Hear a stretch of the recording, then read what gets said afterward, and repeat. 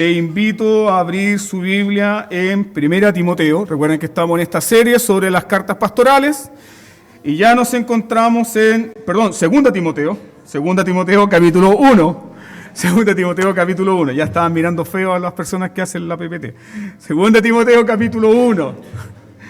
Segunda Timoteo capítulo 1.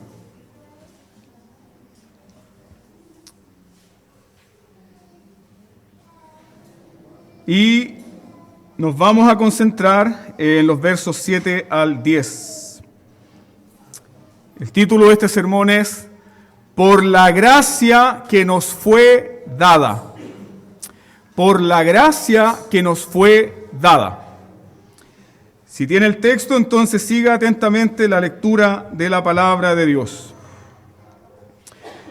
Porque no nos ha dado Dios espíritu de cobardía, sino de poder, de amor y de dominio propio.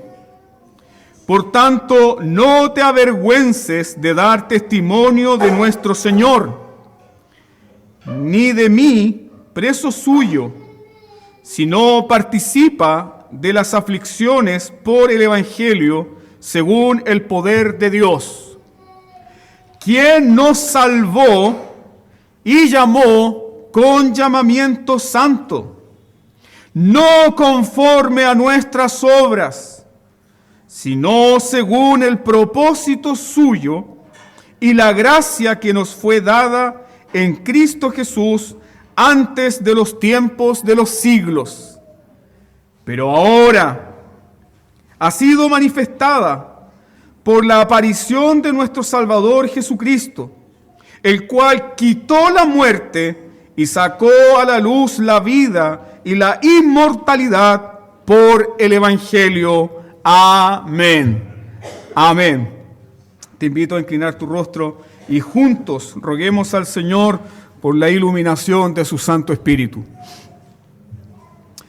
Señor, estamos ahora agradecidos por tu palabra, Señor, y reconocemos nuestra completa incapacidad, reconocemos nuestra completa incompetencia para comprender tu palabra en nuestra propia razón, en nuestra propia sabiduría.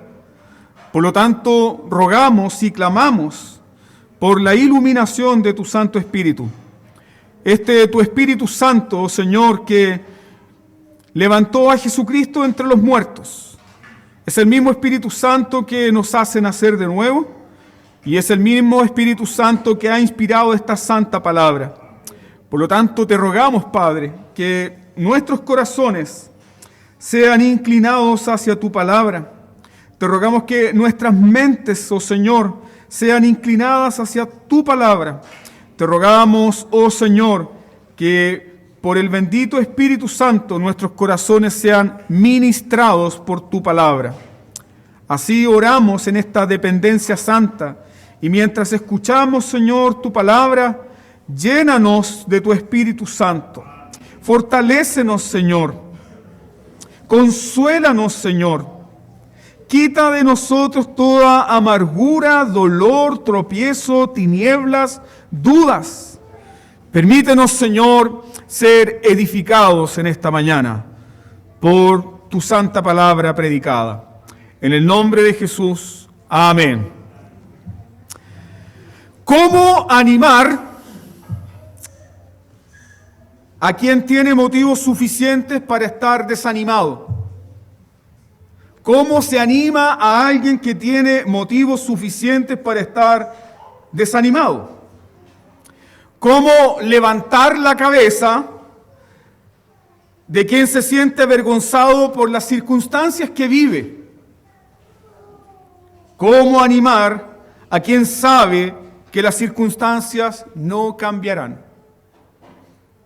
Estas preguntas reflejan muy bien el estado de Timoteo. Timoteo, este joven pastor de la iglesia de Éfeso, se encontraba desanimado, desalentado. Su padre espiritual, su mentor, su amigo Pablo estaba preso y pronto a una ejecución inevitable. El desaliento de Timoteo es evidente. El desánimo de Timoteo es evidente. Y la vergüenza que siente Timoteo también es evidente. Recuerden que en este primer capítulo Pablo le recuerda una y otra vez a Timoteo: Timoteo, no te avergüences. No te avergüences de dar testimonio de mí, preso de Jesucristo. Tampoco te avergüences del Evangelio. No te avergüences como yo no me avergüenzo, ni te avergüences como tu abuela y tu madre no se avergonzaron del Evangelio. ¿Cómo animar a una persona así, que sabe que por mucho que esté escuchando buenas palabras o buenos deseos del apóstol Pablo, las circunstancias no van a cambiar? Ahí nos damos cuenta, hermanos, que el Evangelio no es una píldora, no es un medicamento que yo me tomo para calmar los nervios. Realmente el Evangelio provee una verdad que da sustento a toda la vida. El Evangelio provee de una cosmovisión que me permite entender el mundo, el sufrimiento, las circunstancias que vivo, por lo que estoy pasando. Y eso es justamente lo que Pablo le da a Timoteo.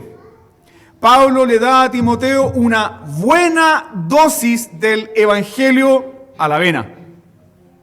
¿Cómo animar a alguien que sabe que las circunstancias no van a cambiar? Pablo hace lo siguiente con Timoteo. Pablo no animó a Timoteo haciéndole mirar sus propias capacidades. Mira, Timoteo, tú eres joven, tienes toda la vida por delante, yo estoy viejo, estoy preso, pero tú, Timoteo, eres joven. Mira, Timoteo, tú tienes muchas oportunidades. Mira, Timoteo, despierta el gran campeón que hay en ti. Mira, Timoteo, tú tienes muchas habilidades, muchas capacidades, mucha fuerza, mucho ímpetu. Eso no lo hizo Pablo. Y eso es justamente lo que el Evangelio no hace. El Evangelio no nos hace mirarnos a nosotros mismos. El Evangelio no centra nuestra atención en nuestras propias capacidades. El Evangelio no centra nuestra mente y nuestros afectos y nuestros corazones en lo que tú y yo podríamos lograr en esta vida. Así no viene el consuelo del Evangelio. El Evangelio no te dice, ayúdate a ti mismo y yo te ayudaré. El Evangelio no te dice, desarrolla todas tus capacidades y vas a ser feliz. No, el Evangelio saca tu mirada de ti mismo y lleva tu mirada, tu atención y tu corazón ¿a dónde? Hacia lo que Dios hace. Hacia lo que Dios hace. Hacia lo que Dios hace en favor de los pecadores. Por lo tanto, Pablo hace que Timoteo deje de mirarse a sí mismo y comience a mirar ¿a quién? Comience a mirar a Dios nuevamente. Y esto es muy importante, porque si esto le sucedió a un pastor de una iglesia, ¿te puede suceder a ti? Obvio, hermano, obvio. ¿Me puede suceder a mí? Obvio. Todos estamos en esta lucha contra el pecado.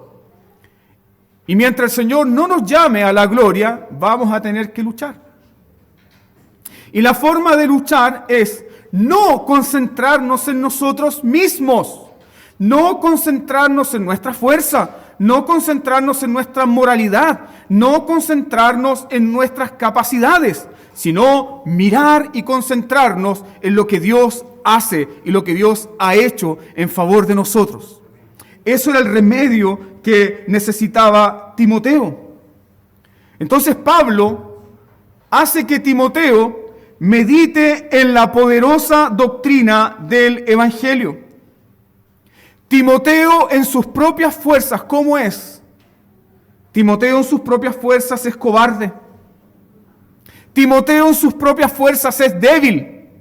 Timoteo en sus propias fuerzas no tiene amor. Timoteo en sus propias fuerzas no tiene dominio propio. Timoteo, por causa de sus debilidades, está inclinado a avergonzarse rápidamente. ¿De qué? Del sufrimiento, de las miserias de esta vida, es inclinado a avergonzarse rápidamente. Timoteo, en sus propias fuerzas, es incapaz de servir a Dios con fidelidad y es incapaz de vivir por el poder del Evangelio. Pero ¿qué ha hecho Dios? Mira el versículo 7.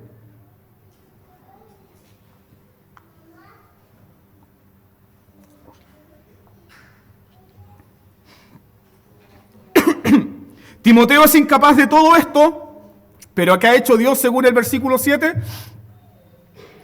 Dios le ha dado espíritu de poder, de amor y de dominio propio. Timoteo es incapaz de todo esto, pero Dios le ha dado no un espíritu de cobardía.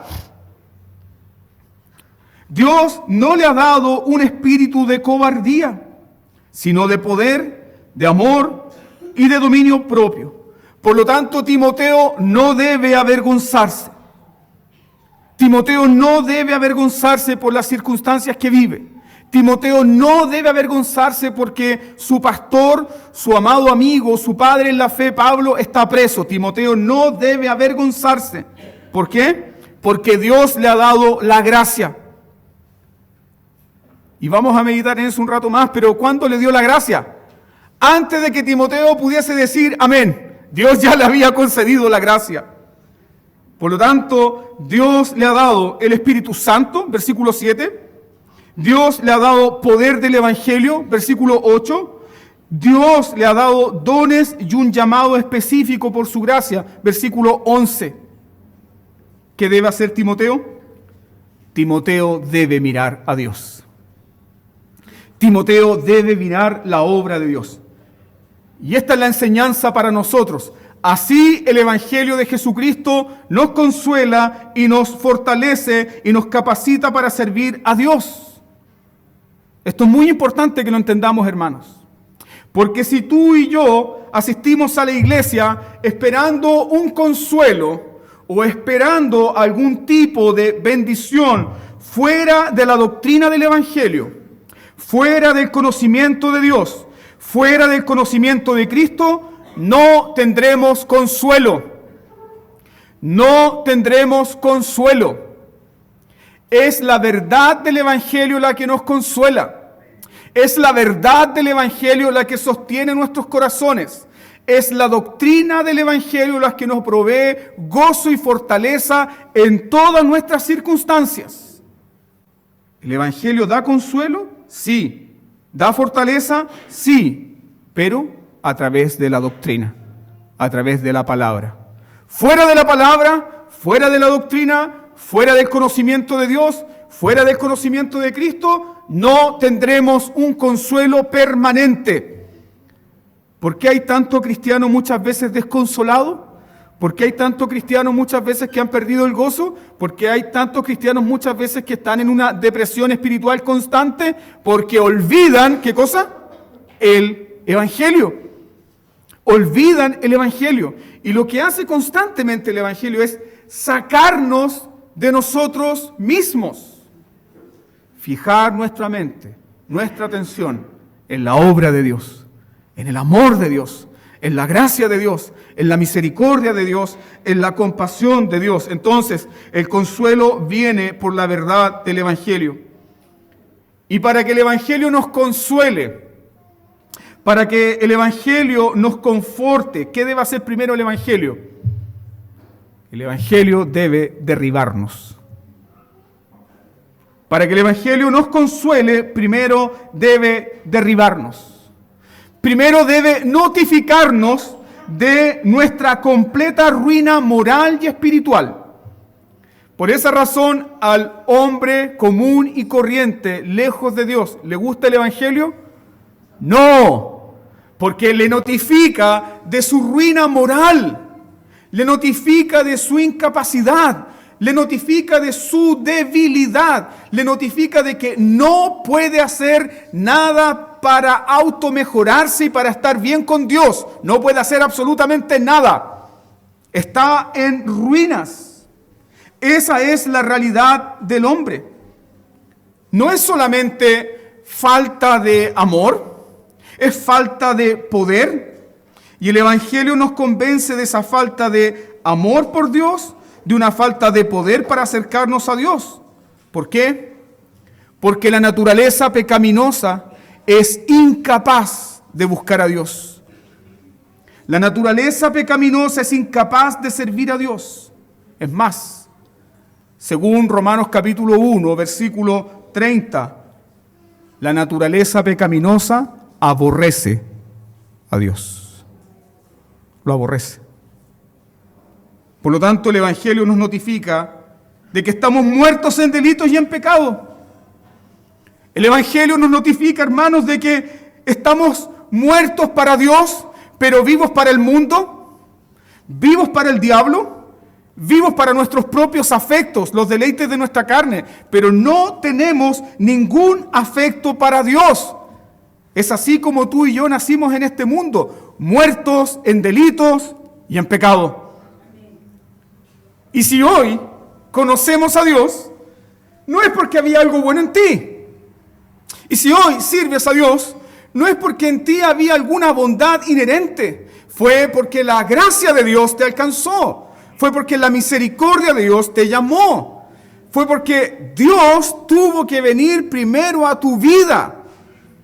La vida de Dios tuvo que venir primero a tu corazón. Nosotros amamos a Dios porque Él nos amó primero. Nosotros servimos a Dios porque Él vino primero a nuestras vidas. Ese es el evangelio que nosotros predicamos. Entonces Pablo le está recordando a Timoteo que Timoteo sirve a Dios. ¿Por qué? ¿Porque Timoteo es fuerte? ¿Porque es súper Timoteo? ¿Porque es un joven que promete mucho? ¿Porque Timoteo es un joven lleno de capacidades? No, Pablo le recuerda a Timoteo que sirve a Dios solo porque Dios le ha dado el Espíritu Santo. Timoteo sirve a Dios porque ha recibido el Espíritu de poder. Y el Espíritu Santo, que es Espíritu de poder, da la fuerza para servir.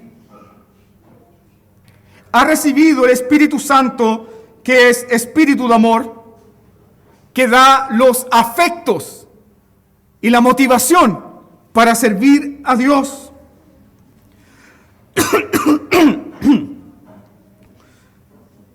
Pablo le recuerda a Timoteo que ha recibido el Espíritu Santo, que es espíritu de dominio propio, lo cual le permite disciplinarse y servir a Dios ordenadamente. Entonces, ¿cuál era el gran problema de Timoteo? El gran problema de Timoteo era su debilidad. El gran problema de Timoteo era su juventud. El gran problema de Timoteo era su inexperiencia. ¿Cuál era el gran problema de Timoteo? Piénselo. ¿Cuál era el gran problema de Timoteo? ¿Era su timidez? ¿Era que estaba solo y ya Pablo no estaba con él? ¿Cuál era el gran problema de Timoteo? El gran problema de Timoteo era su falta de confianza en el poder de Dios.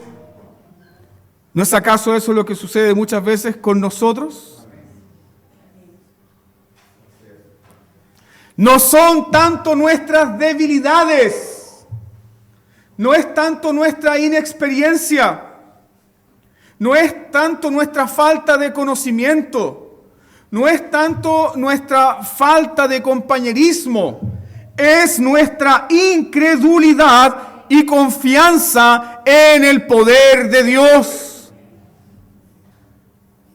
Porque el poder de Dios se manifiesta poderosamente, dice el apóstol Pablo, en nuestras debilidades. Por lo tanto, el grave problema de Timoteo no era tanto su timidez, era su incredulidad y falta de confianza en el poder de Dios.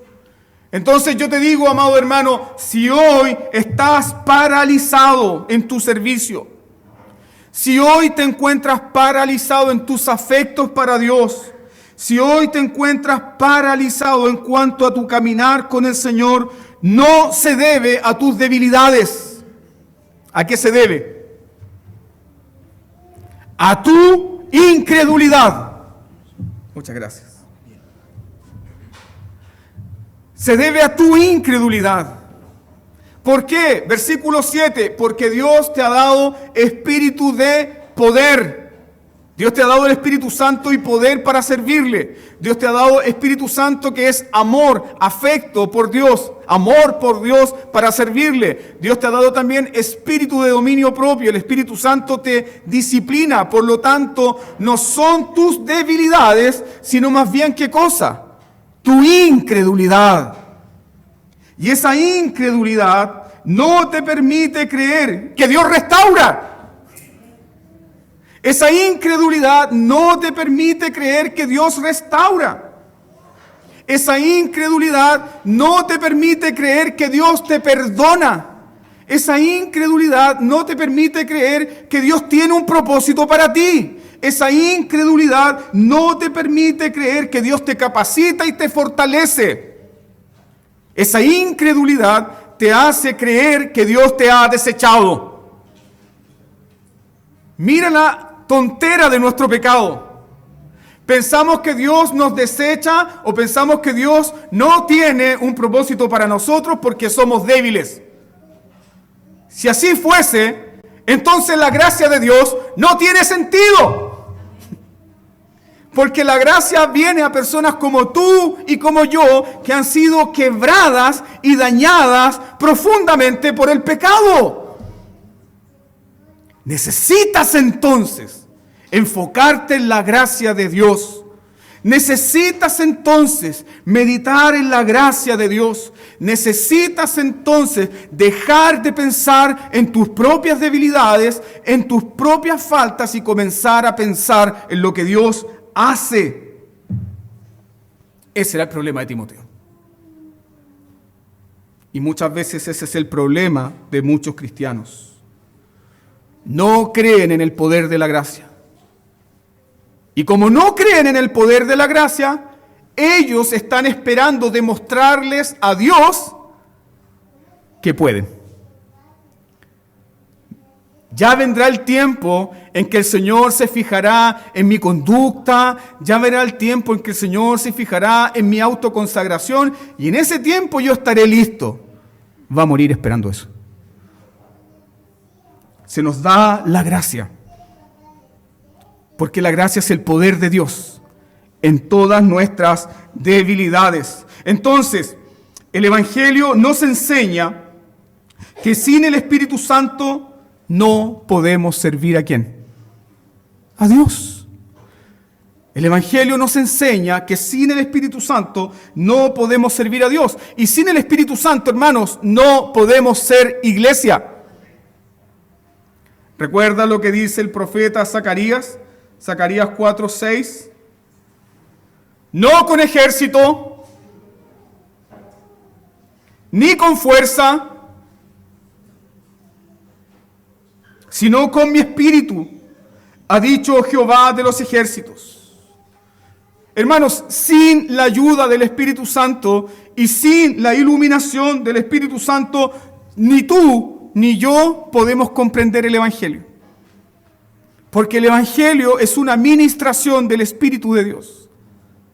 El Espíritu de Dios debe obrar en nuestra mente y en nuestros corazones para creer, ¿qué cosa? Que Dios me ama. Así de necesitados somos del Espíritu Santo.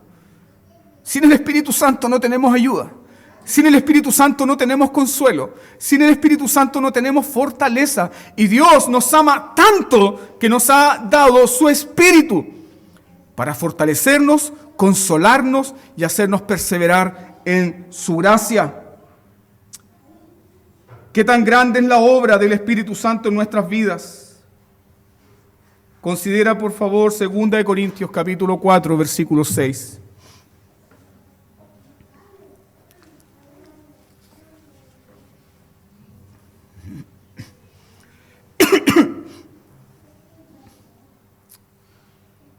Pablo dice con respecto a la obra del Espíritu Santo en nuestros corazones: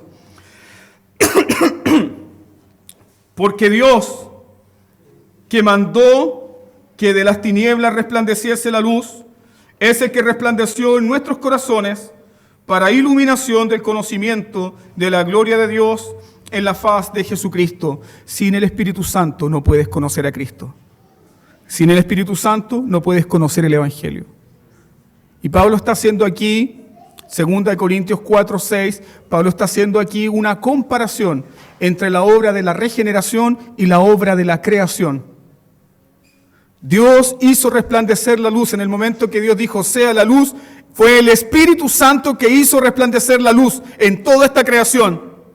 Y fue el mismísimo Espíritu Santo que vino a traer luz a nuestros corazones oscurecidos por el pecado. Sin el Espíritu Santo, hermanos, estamos perdidos. Por eso Pablo anima a Timoteo al decirle, se te ha dado el Espíritu de Dios. Entonces, después de recordar a Timoteo lo que Dios le ha dado, ahora recién Pablo le va a recordar lo que Dios demanda de él. Vamos al versículo 8. ¿Qué es lo que Dios le dio? El Espíritu Santo, poder, gracia, perseverancia, todo lo que este pastor necesitaba. Ahora, ¿qué es lo que el Evangelio demanda de él? Versículo 8. Por tanto, no te avergüences de dar testimonio de nuestro Señor. ¿Te das cuenta cómo opera el Evangelio? ¿Te das cuenta cómo opera el Evangelio? ¿Te das cuenta cómo el Evangelio de nuestro Señor Jesucristo opera? Este es el método del Evangelio. Primero la gracia, luego la obediencia. Primero la gracia, luego la obediencia.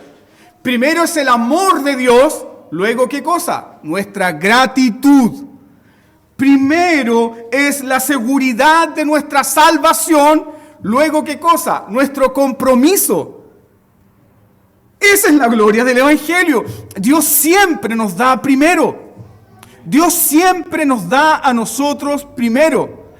Primero la gracia, luego el compromiso. Primero el amor, luego la gratitud. Primero la seguridad de nuestra salvación, luego nuestro compromiso para servir a Dios. Por tanto, Timoteo, no te avergüences. Es más, Timoteo, participa de las aflicciones. Participa de las aflicciones. Debe recordar lo siguiente, que como cristianos no solamente se nos ha concedido creer en Cristo, sino también sufrir por Él. Las aflicciones son también parte de la vida cristiana. Pero hay algo hermoso y sublime, que para cada aflicción Dios ha preparado una gracia especial. Nuevas son las misericordias del Señor, por eso no hemos sido consumidos. Piensa que cada día hay una misericordia nueva y fresca para ti. No dependes de misericordias añejas, no dependes de misericordias pasadas, sino que para cada situación nueva en tu vida, Dios ha determinado por su providencia una misericordia y una gracia especial para cada una de tus circunstancias, para cada una de tus aflicciones. Ese es el método del Evangelio. Primero la gracia, luego la obediencia. Primero es el poder de Dios. Primero es el poder de Dios y luego es nuestra obediencia hacia el Señor. Y aunque Timoteo debe obedecer y perseverar en estos mandamientos que Pablo menciona acá, Pablo le enseña que su obediencia y su perseverancia están aseguradas a través de dos cosas importantes. Número 1, versículo 8. Están aseguradas su obediencia y su perseverancia en el ministerio. ¿Por qué? Fíjate por favor en el versículo 8. Por tanto, no te avergüences de dar testimonio de nuestro Señor, ni de mí, preso suyo, sino participa de las aflicciones por el Evangelio, escuche bien, según el poder de Dios. No es tu poder, no es tu fortaleza, no es tu temple, no es tu carácter, no, es el poder de Dios que te mantiene en pie en las aflicciones. Puedes estar seguro de eso y puedes darle gloria a Dios a eso. Es por el poder de Dios. Por eso Pablo le dice a Timoteo, permanece en esto, persevera, no te avergüences porque el poder de Dios sigue actuando en ti. Segundo, ¿por qué otra cosa Timoteo debe perseverar? Mira por favor el versículo 9. Quien nos salvó y llamó con llamamiento santo, no conforme a nuestras obras, sino según el propósito suyo y la gracia que nos fue dada en Cristo Jesús antes de los tiempos. ¿Por qué debe perseverar Timoteo? Porque ya ha recibido la gracia de Dios. Antes que Timoteo leyese la Escritura, antes de que su madre le enseñara el Evangelio, antes de que Pablo lo reclutara para ser un discípulo, antes de que Timoteo dijese el primer amén, Dios desde toda la eternidad había determinado gracia para él. Y si tú eres un hijo de Dios, debes estar seguro de aquello, porque también lo ha hecho contigo. No conforme a obras, no conforme a nuestras propias justicias que alguna vez podríamos haber hecho, sino siempre es conforme a ¿qué? A la gracia de Dios, a la gracia de Dios. Entonces, Timoteo debe perseverar por dos cosas: poder de Dios que se le ha dado en el Evangelio, la gracia de Dios que está destinada para él. Tú y yo, ¿cómo perseveramos? El poder de Dios que obra en nosotros, la gracia de Dios que ha destinado para ti en toda tu vida. Hermano, por favor escúchame. No existe un día en que la gracia de Dios te deje de sostener. Del momento en que Dios te llamó y al momento en que cierras los ojos a este mundo, la gracia de Dios te va a sostener.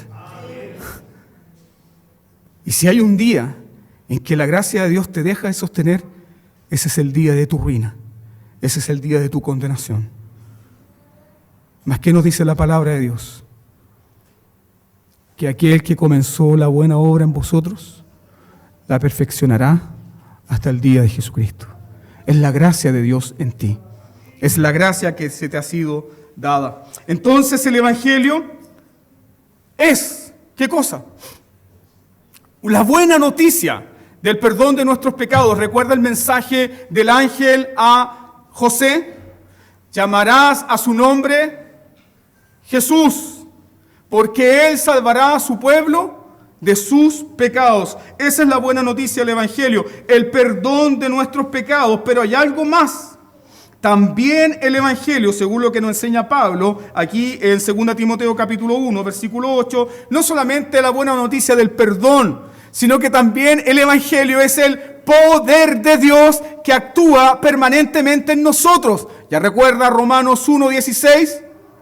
No me avergüenzo del Evangelio, porque es poder de Dios para salvación a todo aquel que cree. El Evangelio te salvó de la condenación del pecado. El Evangelio te está salvando día a día del poder del pecado. Y el Evangelio te salvará finalmente de la presencia del pecado al llevarte seguro a la presencia de Dios con Cristo una vez y para siempre. El Evangelio es el poder de Dios. Entonces, no solamente necesitas el Evangelio para el perdón de tus pecados pasados, sino que necesitas el Evangelio ¿para qué? Todos los días. Cada instante de tu vida. Necesitamos el Evangelio no solo para el perdón. Necesitamos el Evangelio para ser cristianos. Ese es un cristiano. Un cristiano es aquel que llora por su pecado, que reconoce su condición, pero se aferra a la salvación que ha recibido en Cristo Jesús. Un cristiano es aquel que cree que sus pecados han sido perdonados en Cristo. Y el cristiano vive en el poder del Evangelio. Pero ¿cuántos de nosotros hemos escuchado la siguiente mentira? El hombre moderno necesita otro evangelio. El hombre moderno necesita un nuevo mensaje, no el mensaje antiguo, arcaico, retrógrado del arrepentimiento y la fe. Tenemos que ponernos de acuerdo a los tiempos. El hombre moderno no necesita ese viejo mensaje. Yo te pregunto de vuelta, ¿el hombre moderno ha dejado de pecar? ¿El hombre moderno es mejor que el hombre viejo? ¿Tú eres mejor que tus padres? ¿Tú eres mejor que tus antepasados? ¿Tú eres mejor que los antiguos chilenos de hace 200 años atrás? ¿Eres mejor? ¿Somos mejores? Necesitamos el viejo evangelio porque el viejo evangelio salvó a pecadores antiguos y es tan fresco como el primer momento en que se escuchó en este mundo. En Jesús hay perdón para todos los pecados. Ese es el evangelio que necesitamos. El hombre moderno con toda su tecnología, el hombre moderno con inteligencia artificial no es mejor que el hombre antiguo. Puede dominar la inteligencia artificial, puede dominar la bomba nuclear, puede dominar la ciencia del arte, la economía y todo, pero ¿sabe lo que no puede dominar? No puede dominar su corazón porque está muerto en delito y en pecado, es esclavo del pecado. ¿Lo comprende? ¿Y para eso qué necesitas? El poder glorioso del Evangelio que corta toda cadena, que te libera de tu esclavitud, que te libera de tus concupiscencias, que te libera de tu codicia, que te libera de tu desesperanza. El hombre moderno necesita el Evangelio. Necesita el Evangelio, porque no hay bueno, no hay quien busque a Dios, no hay justo ni aún uno. Por esa razón, Pablo le recuerda a Timoteo que la gracia de Dios nos es dada. ¿Por qué se nos da la gracia? Porque no podemos ser salvos por nuestras obras. Porque no podemos ser salvos por nuestra buena crianza. Porque no podemos ser salvos por un desarrollo intelectual, social, laboral. No, ninguna de estas cosas trae satisfacción, reposo y descanso al corazón del hombre. Fuimos creados para Dios y solo Dios podrá saciar lo que nuestra alma tanto necesita. Por esa razón se nos da la gracia. ¿Y qué hace la gracia de Dios? Meditemos la Escritura. La gracia nos salva. Y la gracia nos llama no conforme a nuestras obras. ¿Por qué? Porque nada bueno podíamos hacer siendo enemigos de Dios, muertos en delitos y en pecados. Nada bueno. Por lo tanto, Pablo dice lo siguiente, versículo 9. ¿Quién nos salvó? ¿Quién nos salvó?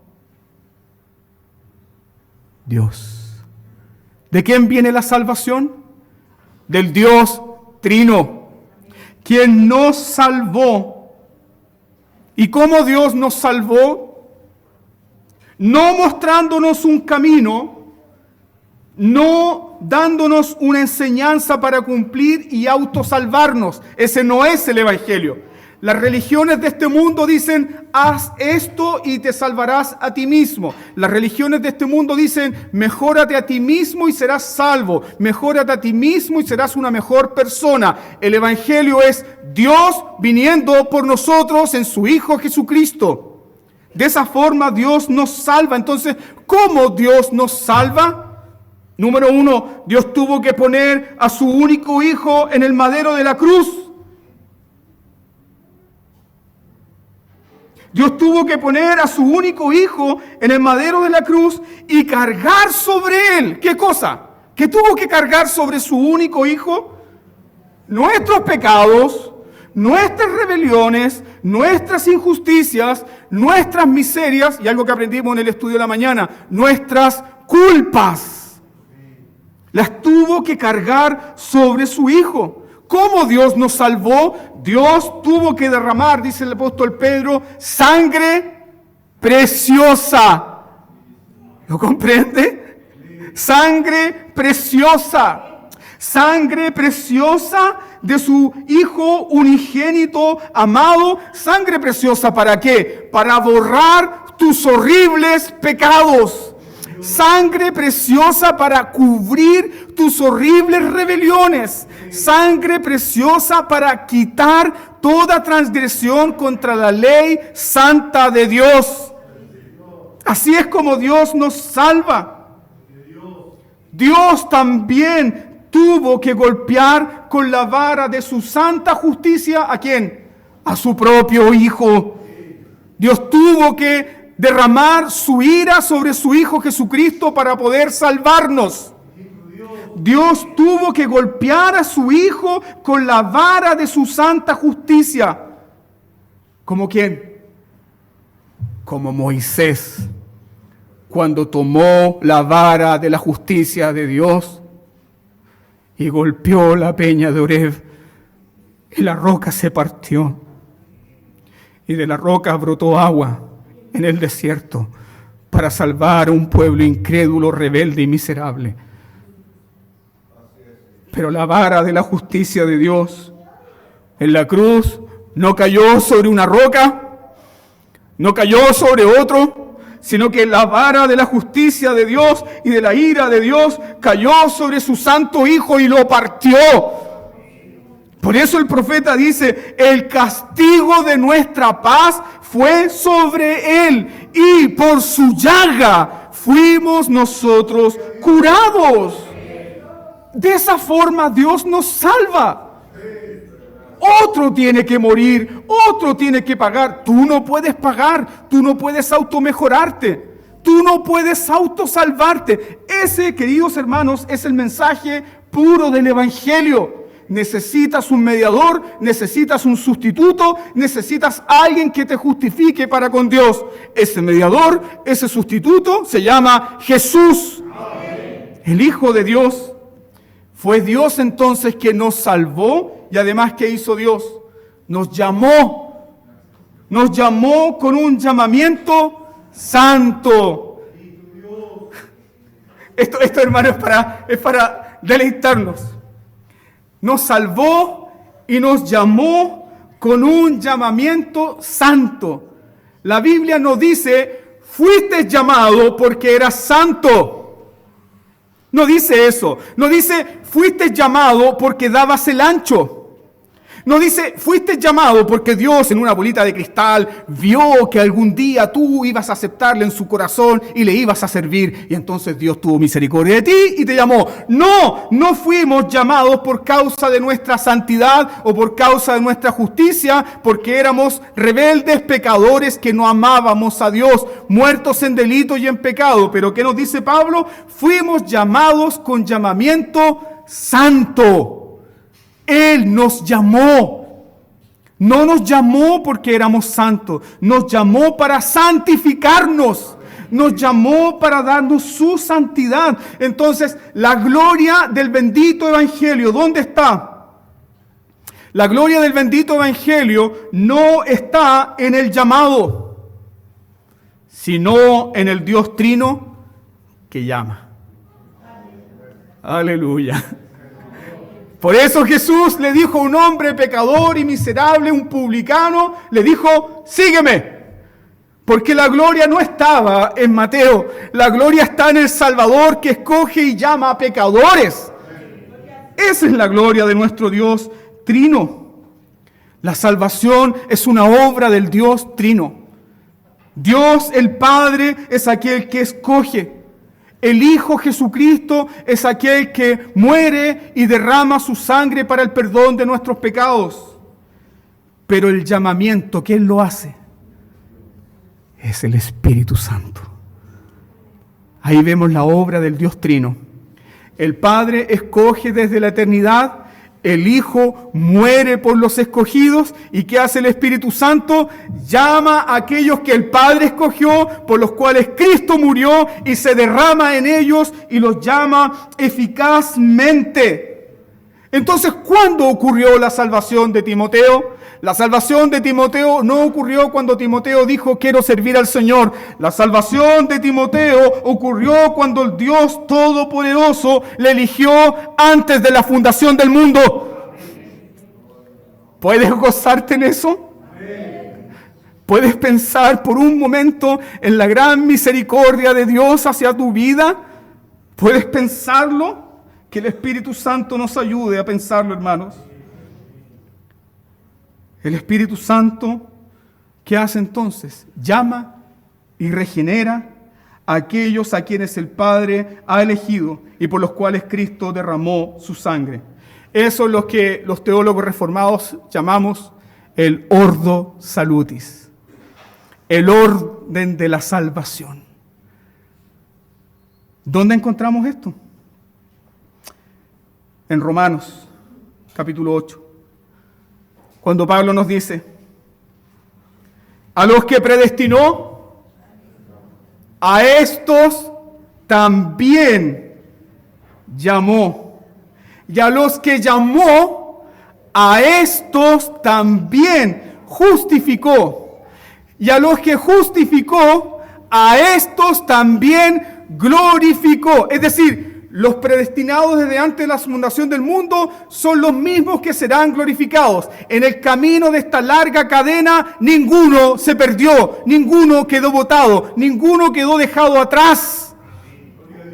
La salvación viene de Dios, hermanos, no del hombre. La salvación viene de Dios. La cadena de la salvación comienza en la eternidad con el propósito de Dios. ¿Y dónde termina? En la glorificación. Dios te escogió, Dios te llamó, Dios te justificó, Dios te santificó. Mira tu futuro, ¿cuál será? Dios te va a glorificar. Puedes estar seguro de que aquel que comenzó la buena obra la va a acabar un día, sin lugar a dudas. Entonces, este llamamiento como llamamiento santo está lleno de significado. ¿Cuál es el significado de este llamamiento? ¿Por qué el Señor nos ha llamado? Mira por favor tu Biblia, 1 Corintios capítulo 1, versículo 9. ¿Cuál es el sentido de haber sido llamados?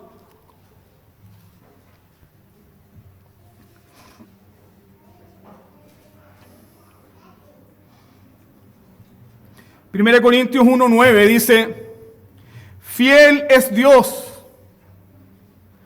por el cual fuisteis llamados a la comunión con su Hijo Jesucristo nuestro Señor. ¿Para qué Dios te llamó? Te llamó porque en la eternidad proveyó para ti un mediador, un Salvador que se llama Jesucristo. Por lo tanto, tu salvación está unida a la persona de ¿quién? A la persona de Cristo. Por lo tanto, ningún regenerado, ningún llamado puede ser apático, frío. ¿A la persona de quién? A la persona de Cristo. En Él lo tienes todo. Él es tu Salvador, tu precioso Salvador. Primera de Pedro capítulo 2, versículo 9. ¿Para qué fuimos llamados? Según Primera de Pedro 2:9. Fuimos llamados para anunciar las virtudes de aquel que nos llamó de las tinieblas a su luz admirable. Fuimos llamados para la comunión con Cristo. Y según Pedro, fuimos llamados para dar testimonio del Evangelio. ¿Cuál es el testimonio del Evangelio? Dios salva, Dios perdona, Dios llama ¿a quiénes? A los que no tienen ningún mérito. Porque no hay gente que tenga mérito para el amor de Dios. Por eso el Evangelio es glorioso. Y por eso el Evangelio se distingue de cualquier otra religión de este mundo. Nunca lo olvide. Fue Dios entonces que nos salvó y llamó no conforme a obras.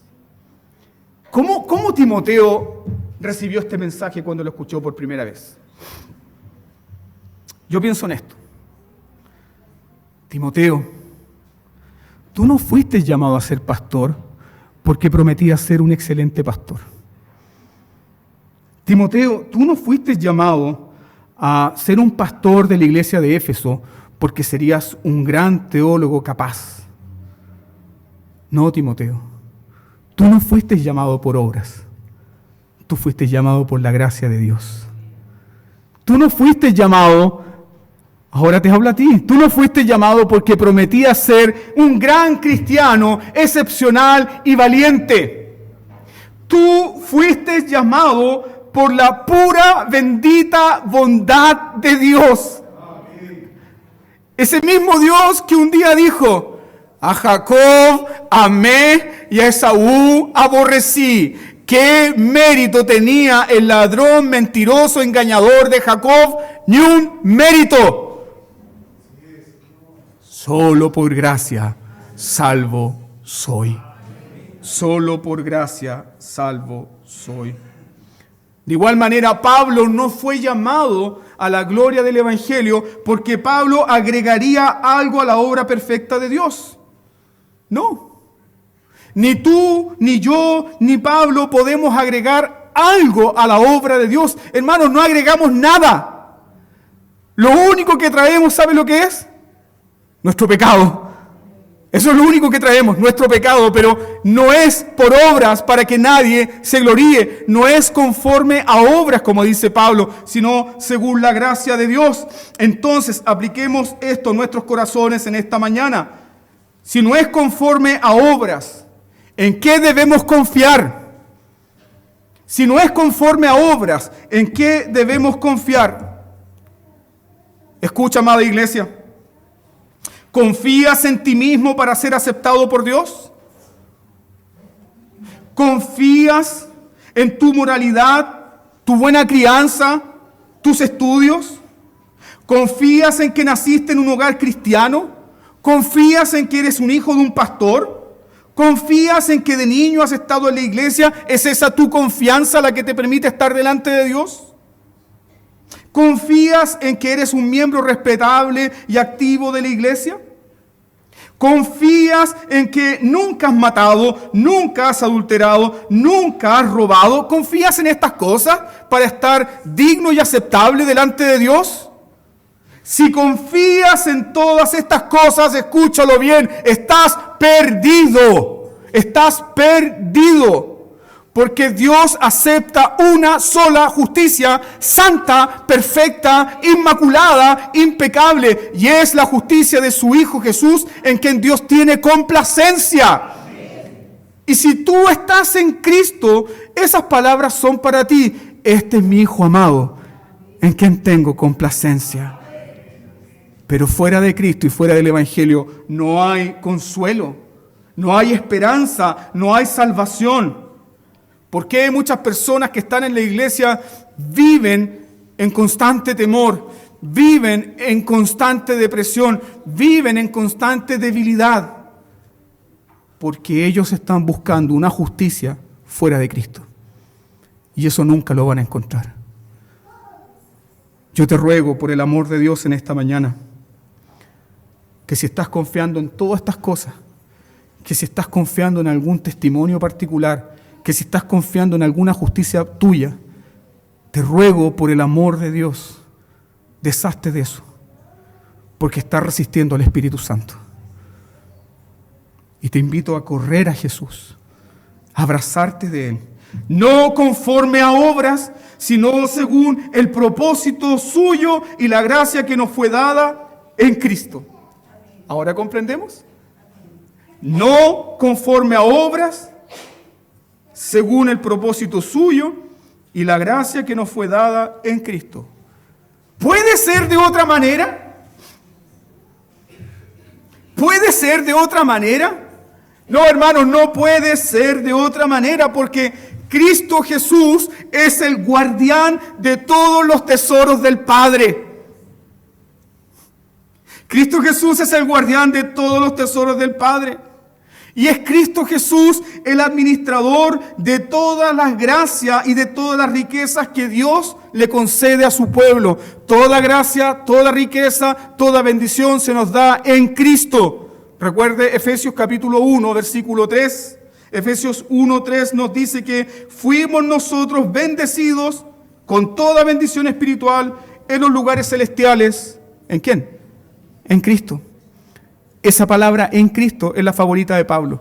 La repite 155 veces en sus epístolas.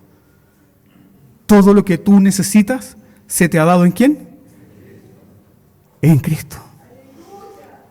En Cristo. En Cristo. En Cristo completamente perdonado, en Cristo completamente justificado, en Cristo completamente aceptado, en Cristo seguridad completa en Cristo. ¿Por qué? Según Colosenses 1:19, es en Cristo que habita toda la plenitud de Dios. En Cristo habita toda la plenitud de Dios. Por lo tanto, la gracia de Dios no es una cosa que está flotando en el aire. La gracia de Dios no es un pensamiento poético en el cual nosotros pensamos y cantamos. La gracia de Dios se ha revelado y se ha manifestado en una persona que se llama Cristo Jesús. Cristo Jesús. Es Cristo Jesús. Y a través de Cristo Jesús se nos dio la gracia antes de todos los tiempos. Permíteme explicar esto un poquitito solamente. Es muy profundo, pero es necesario. La gracia de Dios se nos dio antes de todos los tiempos. ¿Cuándo? En lo que la teología reformada enseña como el pacto intratrinitario o el pacto de redención. El acuerdo entre el Padre, el Hijo y el Espíritu Santo para redimir a un pueblo pecador. Entonces, en ese acuerdo intratrinitario, ¿qué dijo el Padre? Yo he amado a un pueblo, aunque son pecadores, aunque me aborrecen, aunque han quebrantado mi ley y van a pecar y se van a apartar de mí, yo los he amado y he provisto para ellos perdón y misericordia y gracia.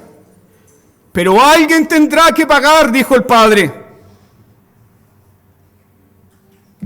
Y el Hijo eterno, Él dijo, Padre mío, yo pagaré por ellos. Porque tú los amaste, yo también los amo. Y aunque ellos te odian y son rebeldes, con mi propia sangre voy a cubrir todas sus rebeliones. Moriré por ellos. Y en ese pacto intratrinitario, entonces el Espíritu Santo también dijo, yo aseguraré la salvación ejecutada por el Hijo. Me derramaré en ellos, seré su consolador, guiaré su mente constantemente a las Escrituras, guardaré sus pasos, hasta que el Hijo, el Rey de la Gloria, venga por su pueblo y le presente a su Padre una esposa sin mancha, sin arruga, perfecta, sin pecado. Y así por toda la eternidad este pueblo gozará del amor de Dios. La salvación viene de Dios, hermanos. De un Dios santo, de un Dios misericordioso. Esa es la gracia que se nos fue dada. Y ahora, Pablo, ¿cómo termina esta exhortación? Versículo 10. Pero que ahora ha sido manifestada la gracia que se nos fue dada antes de la fundación de los siglos. Pero que ahora ha sido manifestada por la aparición de nuestro Salvador Jesucristo. Cuando nace un niño, se dice, apareció Leonor, la hija del presbítero Daniel. Decimos eso, ¿no? ¿Qué decimos? Nació, ¿cierto? Nació Leonor, ¿cierto? Nació el niño tanto, nació la niña tanto. Pero ¿qué dice Pablo respecto a Jesucristo? Apareció. ¿Qué quiere decir eso? Que Él estaba desde la eternidad. Él estaba desde la eternidad. Se manifestó. Y mira lo glorioso que hizo cuando se manifestó. ¿Qué dice Pablo? Aquí la palabra ha sido manifestada, en griego es epifanía. Se ha manifestado. Antes estaba oculto, pero ahora se ha manifestado. Antes estaba oculto en las figuras, señales, tipos del Antiguo Testamento, pero ahora se ha manifestado. Eso es lo que dice Juan. Nosotros hemos visto el verbo, lo hemos tocado y hablamos del verbo de vida. Se ha manifestado realmente en carne. Y cuando Él se manifestó, Pablo dice lo siguiente: quitó la muerte y sacó a luz la vida y la inmortalidad por el Evangelio. En la manifestación de Jesús, Jesús termina con la muerte espiritual, porque todo aquel que cree en Él, aunque esté muerto, vivirá. Amén. Pero no solamente eso, cristiano, no solamente eso. Él trae la inmortalidad por el Evangelio. ¿Qué significa eso? Tus ojos verán a tu Redentor en el día de tu resurrección. La muerte ha sido quitada y ahora se nos da la esperanza de ¿qué? Dice Pablo, la resurrección que nos introduce finalmente con nuestra alma, con nuestro cuerpo para siempre en la presencia de Dios. Por lo tanto, amada iglesia, no te avergüences del Evangelio. No te avergüences del Evangelio. Es un Evangelio santo, es un Evangelio poderoso, es un Evangelio de vida. Demos gracias al Señor por su palabra.